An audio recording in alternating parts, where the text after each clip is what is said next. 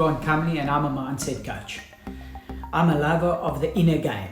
I believe that all behavior is belief driven. And I believe that if we can change people's beliefs, if we can get them to win the inner game, then there's nothing that is impossible for the human being. And it's a true statement that you can see the evidence of that all over the world. So at the end of the day, success is an inside-outside story. I want to start off by telling you a story about a Zen king. There was once this Zen king, and he had a fantastic, beautiful kingdom. But one day as he was looking out over his people, he had noticed something. He had noticed that his people had become complacent and that his people had become entitled. And this discouraged and disheartened the king. So he devised a plan and came up with a test for his people. And his plan was, what he thought he would do and what he did do, was place a huge boulder in the road leading in and out of town. He thought he'd put the boulder there and then he'd watch his people's reactions. So after placing the boulder, he went and hid in the bush and he watched what the people done. Well, some people came up to the boulder, they looked at it, they pushed on it, not with much intent, not with much effort, and after a short amount of time they just gave up and went home. Other people came along, they looked at the obstacle, looked to the left of it, looked to the right of it, tried to look over it, tried to sort of look under it, and then went and sat on the side of the road just waiting for somebody else to come and move it. And then other people came along and they just got angry. And they started blaming the king and started pointing fingers and was gruntled and said it's the king's fault and that he doesn't maintain his kingdom and that he should pick up his game. And then they also just walked off. Anyway, after a couple of days of this, the king really became disheartened. But one day as he was watching, along came a peasant. And this peasant came and he walked up to this boulder and he pushed on it and he looked to the left of it, looked to the right of it, even tried to climb a bit over it. And he stood back and he was puzzled by it. And this king noticed a difference about this peasant. This peasant seemed to have a different intent. And this sparked the curiosity of the king. Well, anyway, this peasant got more aggressive and he tried harder and pushed and pulled and pushed and dug here and pushed there and tried that. And to no avail, he couldn't move the boulder. He couldn't move it at all. And eventually he put all his stuff, he just left all his stuff on the side of the road and he went into the bush. And he was gone for a long while and the king was curious about where he went. And the next minute, the peasant comes out of the bush with this huge stick. He cleaned it up, packed rocks, and he started wedging the stick underneath the boulder. And he pushed and he pushed and he used it as a lever. And eventually he managed to move this whole boulder out of the road, clearing the path. And the peasant, obviously feeling quite well with the achievement, he had opened up the road. And while he was dusting himself up, he noticed that under the boulder there was a purse. He picked it up and it was filled with gold. Well, obviously that changed his whole life. All this gold changed his status. And as he was looking at the gold, he noticed that in the purse was also a note from the king. And the note said this: the obstacle in the path becomes the path. Never forget, within every obstacle is an opportunity to improve our condition. So the note said, the obstacle in the path becomes the path. Never forget, within each and every obstacle is an opportunity to improve our condition. And that is such a true statement. What the king is saying here is that the obstacles that are in your way, they're an opportunity. We always look at them as a threat. We always look at them as something terrible. But actually, everything that comes across in your life, every single hardship, every single challenge, every single puzzle that you have to solve is an opportunity to you to become more. Remember, you cannot stop things from happening, but you can control how you react to them. Your reaction is a choice. Remember, reality is based on perception. The way you perceive a thing, that's the way it will be. If you believe it's too much and nothing good can come out of it, well, nothing can. But I would like to challenge you to take the advice of the king and say this, that in every single obstacle there is an opportunity for you to improve your condition. But before we take this story any further, let's go back and let's just look at the people that arrived at the stone. The first person who came to this obstacle, this big boulder, the first group of people, well, they looked at the obstacle, they pushed on it, and these were the people that believed that they were not enough. They're the kind of people that said, I can't do anything about this obstacle. I'm not strong enough. I don't have the right education. So I'm not equipped properly. I cannot resolve this. Do you know those kind of people? The kind of people that have this self-talk that's always making them doubt themselves. That self-talk that says, I'm not good enough. Well, I don't know. Do you know people like that? Or you may be one of those people that talk yourself out of a winning situation, that talk yourself out of a winning formula, that talk yourself out of an overcoming strategy. Are you the person who says, I can't? Well, that's what that first group of people were. They were the people that believed that they can't. And you know what? They were right. Because if you believe you can, and if you believe you can't, either way, you are right. So these people, the not enough people, the I'm not enough people, well, they gave up. The obstacle defeated them. And they turned around in their shame and in their failure and went home. It was their beliefs, not the obstacle, that defeated them. The second guys that came along, the second group of people, they are the kind of people that have believed that they are helpless. They believe that they can't. Somebody else has always got to come and do it for them. When it comes to the difficult stuff in life, they give up very quickly and they believe that they can't, and they expect somebody else to come and remove the boulder and the obstacle for them. I want to tell you an interesting story. I've got a riding partner who rides bicycle with me. We do e-biking and we're very fond of doing downhill riding. And we went out to the Sedgefield Garden Route Trail. It's just outside here, just outside Sedgefield, and it's fantastic trails. But anyway, when we got there, we had to install an app on our phones. And then what happens is you've got to book your ride and pay for your ride on this app. So Stephen and I are there, we're with the owner of the park, and we're trying to load this app and we're trying to put in the car details, and it's really an issue for us.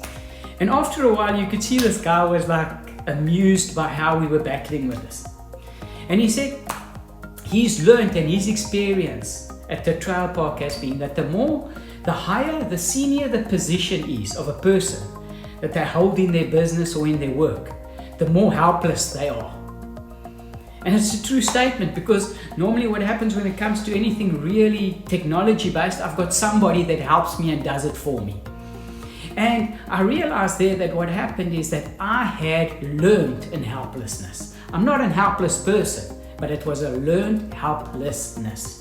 And if you are the kind of person that believes that you always need help, that you cannot do stuff on your own, that you're not good enough, that you don't have the strength or the ability to remove obstacles in your path, that is just a learned helplessness.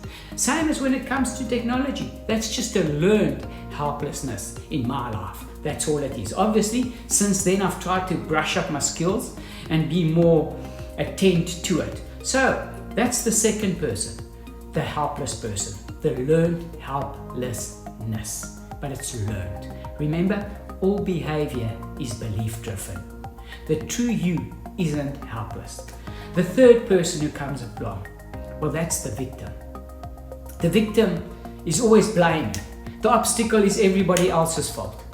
And they're upset because the obstacle is there. Nobody should have put it there. It shouldn't be there. And why do they deserve this? What have they done to deserve this? Why is life always against them? They're the kind of people that say, if I didn't have bad luck, I wouldn't have any luck at all. And they're always playing the blame game. So that person also is a defeated person, because already the obstacle in the way is not what's defeating them. It's the mentality, it's the belief, it's the inner game that is defeating them. So we take a look at the three kinds of people that we first saw at the obstacle. Not one of those people were defeated by the obstacle. They were all defeated by their inner game. That's where the defeat lied. All their behavior was belief driven. Every single one of them had the power and the ability to remove the obstacle. They just didn't believe it. And because all behavior is belief driven, they gave up and they were defeated. They lacked the confidence in their ability, the belief in themselves, and their faith in themselves that they could find the opportunity in the obstacle. So, are you one of the three? I don't know. That's a question that only you can answer.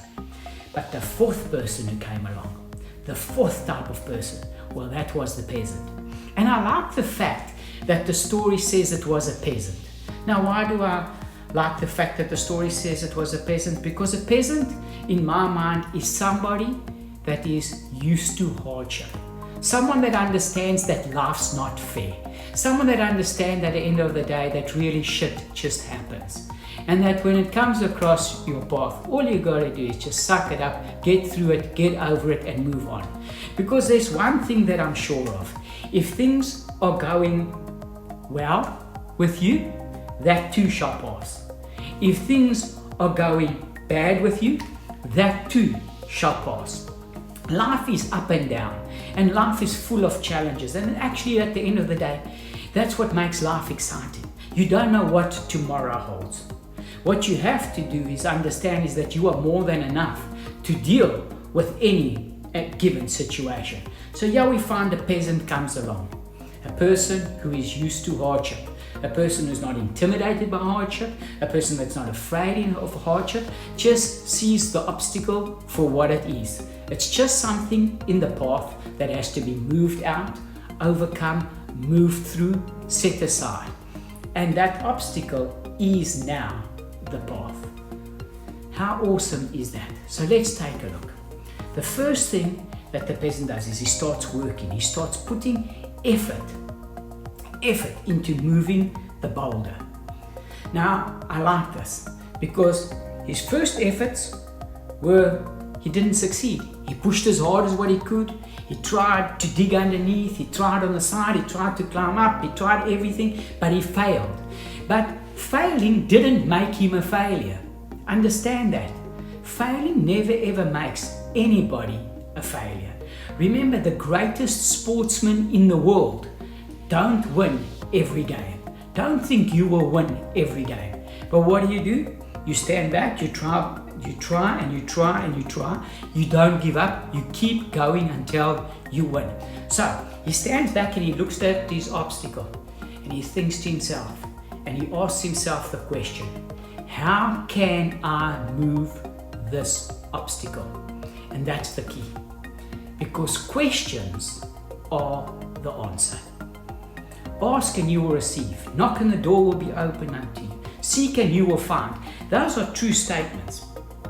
Questions are important and they are powerful. I'm going to explain to you how powerful. But just make a mental note of this. Questions are the answer. The quality of your life is dependent on the quality of your questions. Now, why do I say the questions are the answer? Simply because of this. Tell me, answer this question for me quickly. Do you have shoes on right now? Yes or no? Now, how's this? I just asked you a question, and actually in that given moment, I hijacked your brain. Because I took all your focus and all your attention and I drew it to where? To your feet. It was an involuntary response. You just automatically done it, involuntary. You just immediately went from here to your feet. Now that reflex is known as instinctive elaboration. You just do it. And that is the important thing about questions, is that when your mind is consumed with a question, right, it focuses on bringing an answer. So your mind cannot entertain anything else when you ask the question like this: what color is the room that you're sitting in? Immediately you take notice of the color of the room. What focused your attention? Once again, the power of the question. It was that instinctive elaboration, that reflex, And that reflex becomes very important in our lives. That's why questions are important. Remember, your brain will do everything to answer every question that you put to it. It is designed that way. It is made up that way. Your brain always wants to prove you right. It is always seeking to find the answer. For instance, let's say you've got your keys in your hand. You got them in your hand, you're having a busy day, you can't focus, and you forget, where are your keys? In the meantime, they are in your hand. But what happens? Your mind knows it's in your hand, but you're telling yourself, I can't find my keys. Your mind is answering that question. And your mind never ever wants to make a fool of you. It always wants to prove you right. So they say that it will even deaden the nerves, and it will affect the peripheral vision, that you don't see and feel that the keys are actually in your hand, because you're saying, I cannot find my keys, and everything in you is trying to prove you right. So that's the importance of asking the right questions. So important for you to understand it, because you've got a thing called the reticular activating system. The reticular activating system is part of the brain stem, and it is a filter. It controls the part of the subconscious mind. It controls the part of your subconscious part of your brain, and it lets only certain information through to your consciousness, only the information that you want. It's concerned with fight and flight, so it will always be scouting around you, always for danger. And as soon as it picks up a danger, it will immediately bring it through to your consciousness. But otherwise, it only lets through to your consciousness what is important for you. If something's not important to you, it will delete it, because there is so much information that's flooding you all the time that you only select that certain things are important to you. Now, this is where questions come in, because when you ask it a question, then what happens is it starts letting those answers through the filter. So when you start asking the right questions, your mind will start proving to you and giving you the right answers. That's why questions are the answer. So the peasant stood back and he said to himself, how can I move this obstacle? What can I do to get it out of my way? How am I going to open up this path? And all of a sudden, all this information, the reticular activating system led through the information that would help him. And a thought came, well, why don't you go get a big stick and use it as a lever? And then what happened? He went and he got it, and he done it. But you see, the answer came from asking the right questions. And this is the moral of the story here. The obstacle in the way is an opportunity. It's your opportunity. This obstacle that you're facing can make you better. It doesn't have to defeat you. You don't have to have the I'm not enough mentality. You don't have to have I'm the helpless attitude. You don't have to be a victim or play the blame game. You can stand in front of your obstacle, start asking the right questions, knowing that you are enough and that this is an opportunity to improve your condition. Because what you're facing, you are more than enough to overcome, irrespective of how hard it is. Pain is something that can define us. If you look at people's biographies, if you listen to people's stories, you'll find that the majority of them, it's a story of where pain motivated them, where they had an obstacle, and in it they found the opportunity to improve their condition. I hope that this helps you, because in today's environment and in today's world, it's full of obstacles. Life is never ever going to be easy. There will always be challenges in life, but you are up to each challenge. Remember, success is an inside-outside story.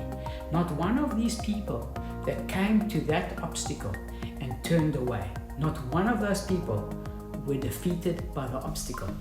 Every single one of them was defeated by their inner game. what caused them to lose? The game that they were playing on the inside of themselves. The story that they told themselves about the obstacle. They empowered it to defeat them, but not the peasant. He wasn't afraid of the obstacle. He understood it. And never forget the advice of the king. The obstacle in the path becomes the path. Never forget that within the obstacle is an opportunity to improve your condition.